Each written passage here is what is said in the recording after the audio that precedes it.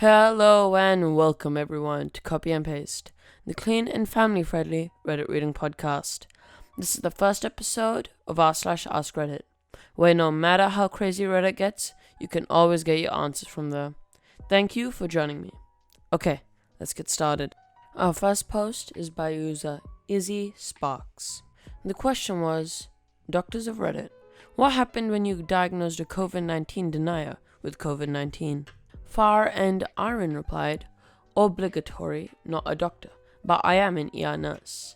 We had a guy come in with what he thought was bronchitis. Asked for a test just to calm his family down. His chest x-ray showed COVID-19 pneumonia, and his test came back positive. First it was, I'm going to need to know my test results before I believe it. Then it was, I need to see the test results before you can say anything. He refused admission and left AMA. And as if trying to say the most ridiculous thing he could think of, and said, I won't be telling my family because I just don't believe this. He returned 2 days later, oxygen saturation in the 70s. He spent about a week in the ICU, intubated, before dying. Amil 3R replied, ICU/COVID ICU charge nurse here. Had a woman try leaving the ER against medical advice with COVID and was needing tons of oxygen. Our docs convinced her to get admitted. My wife was her ER nurse and brought her up to me. Patient was yelling and screaming, ripping off her mask, spitting and telling us we're all sheep between grasping for breath. Our doctors told her she was close to needing to be intubated, breathing tube, and she just scoffed. We reached out to the husband, who just proceeded to swear and berate us, telling us we're keeping a prisoner, no visitors in our COVID unit, and that we can do whatever we need because none of this is real and it's all for show so you guys can get paid. She gets intubated, decompensates over the next few days, and finally codes. We code, perform CPR, give medications, defibrillate, etc. her for well over 1.5 hours before calling her time of death. The kicker was calling her husband and getting absolutely excoriated because we injected her with COVID as an experiment and killed her. He then had to be escorted out of the hospital while he came in to try and get up to the unit, without a mask of course. This crap's getting exhausting. The ninth replied, one story stands out. Last summer, a guy came to the ED with symptoms and tested positive. He refused admission for the classic list of reasons. It's a complete hoax, and even if it's not a complete hoax, it's not that big of a deal. I'm strong enough, etc. Couple days later, he was back in the ED with his mum, who he lived with and who is now also symptomatic. They were both admitted and eventually put on ventilators. Guy lived, but his mum didn't. Jack 2 of Spades replied, I lost count of the number of patients I had who were COVID deniers, even right up until their last breath. During the peak in January, an average shift had me spend an hour or two being cussed at by patient family members that COVID was fake. We can't keep them from seeing the family member. Then I'd spend the shift sweating like I was in Q8, running around trying to keep everyone as comfortable as possible and maintaining the oxygen, and often repeatedly having to put somebody's oxygen back on after they'd insisted that they don't need it. Multiple times I got told we had it all wrong, that it was just a cold or that they weren't sick and they didn't need oxygen, even as they ran out of breath trying to get out a single word. Being in a super red rural area, it was to be expected. We even had COVID-denying nurses for the longest time. Eventually, they got the picture though and got with the program. Still, one of the worst that stuck with me wasn't the COVID-denying patient. The patient believed in COVID and was a super great person. They were old though and had a caretaker. The caretaker didn't believe in COVID and was strictly anti-mask.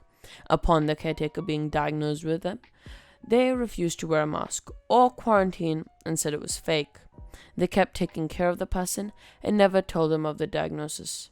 That person wound up getting COVID and being admitted to us.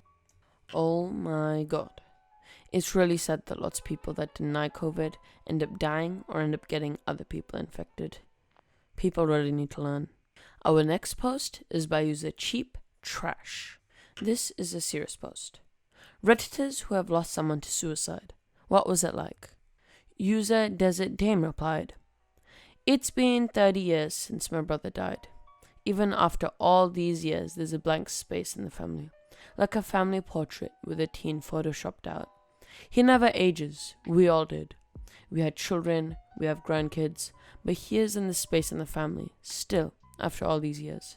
We still speak about him now and then. We remember him. Oh crap, this is an extremely painful question. 8 years ago, my brother killed himself. First few days, I was in shock. I didn't understand the whole situation. Don't remember much of those days. Then I cried, felt anger, and so on. The usual stuff. Then the depression visited me. I lost my will to live, and I kind of wanted to make the same decision my brother did. I was depressed for 4 years. But I'm fine now. So yeah, it was terrible. Never want to feel that kind of pain again. I have no idea how to react to this. This is just really sad. I can't even imagine something like this happening. These posts. Kinda serious.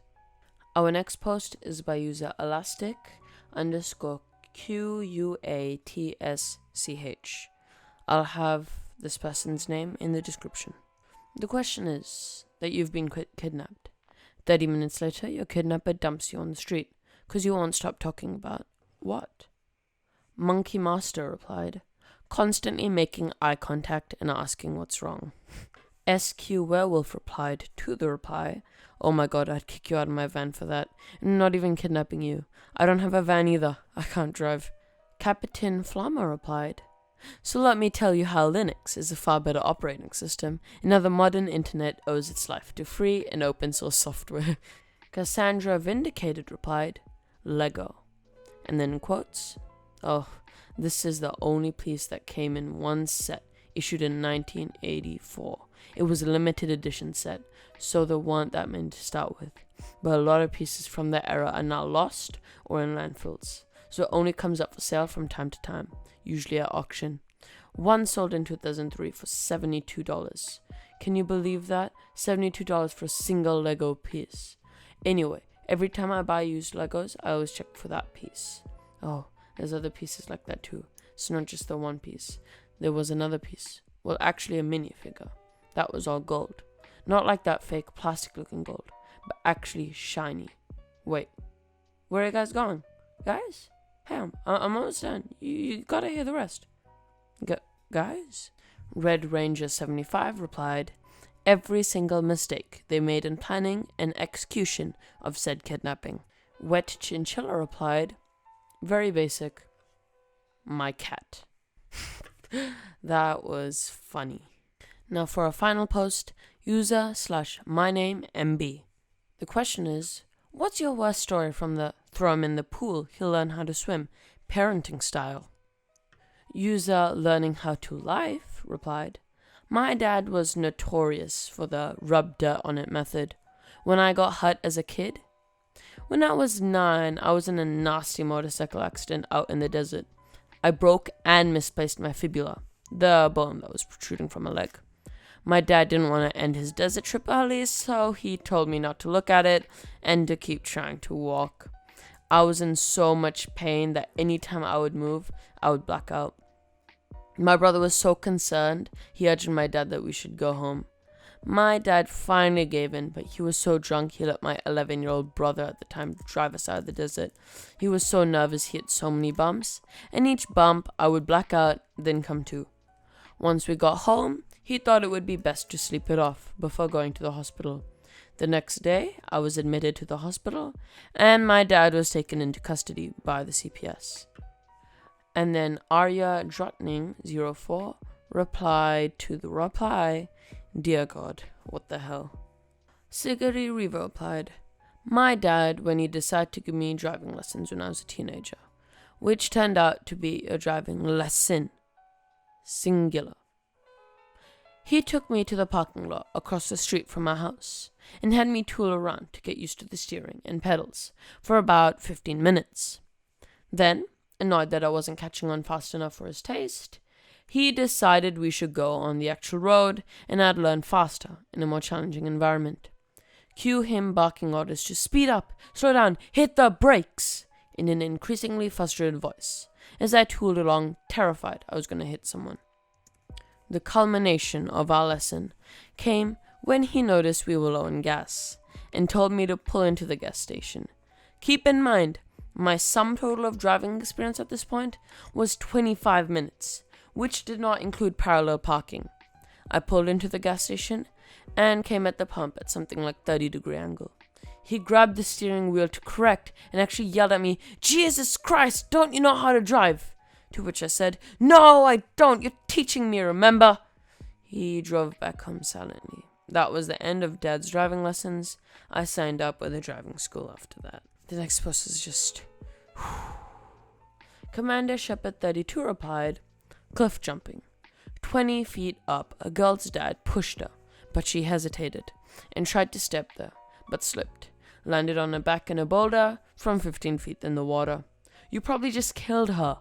Then I jumped in to do a rescue. Luckily, our lifeguard group was there doing practice rescues and even had the board. How she only survived with just bruises is a miracle. Search and rescue pulled her out of the rest all the way. Holy crap. These parents are extreme sometimes. Well, that was it for today. Thanks for joining me. To listen to this podcast on YouTube, Spotify, Apple Podcasts, or one of many more platforms, go to anchor.fm/copy and paste to listen. And feel free to send me an audio message. Just go to anchor.fm/copy and paste/message. Or just go into the description and click on the link. It's been a pleasure. Goodbye.